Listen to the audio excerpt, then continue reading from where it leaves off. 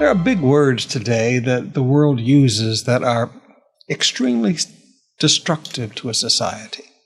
And one of those words is equity. People want there to be equity. But you know what? In God's family, there is no equity. Oh, yes, there is, Pastor. No, there is no equity in God's house. Everybody does not get exactly the same thing from God. It doesn't work that way.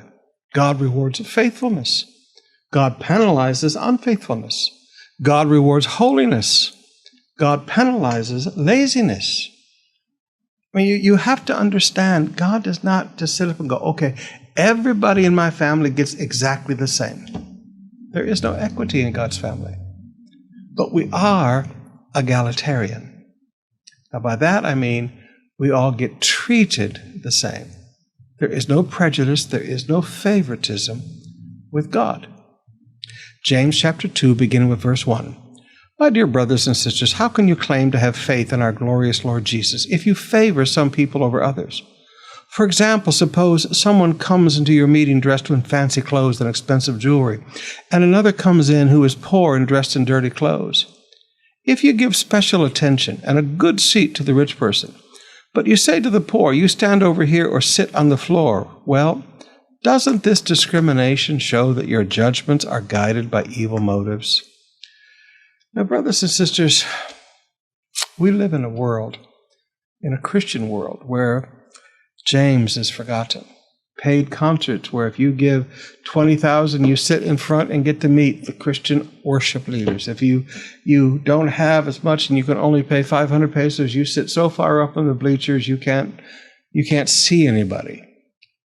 If you're rich, you're given special seats in the church. If you're poor, you sit in the back. But it's not supposed to be that way in God's house. Everybody should be treated the same, rich or poor. And you don't look at people and say, all right, I think you should be seated over here based on the clothes that you're wearing, or the watch that you are wearing, or the shoes that you are wearing. You see, when we start judging people on what they have and what they look like, now all of a sudden we are guided by evil motives. That's what James says. Doesn't this discrimination show that your judgments are guided? Your evaluations of people are guided by evil motives. You want to get some money from that person. Now, at some point, brothers and sisters, we have to understand, yes, there is no equity in God's family. Everybody receives what their lifestyle and their prayer life and their faith and their hard work and their discipline and their faithfulness will bring them. How you activate the promises of God by your lifestyle. God is a rewarder, the Bible teaches us, but He's not a person who practices equity. But at the same time, in God's family, we are all equal brothers and sisters. We should be happy to sit next to whoever comes and sit next to us in church, the rich, the poor, and everybody in between. We are equal in God's sight.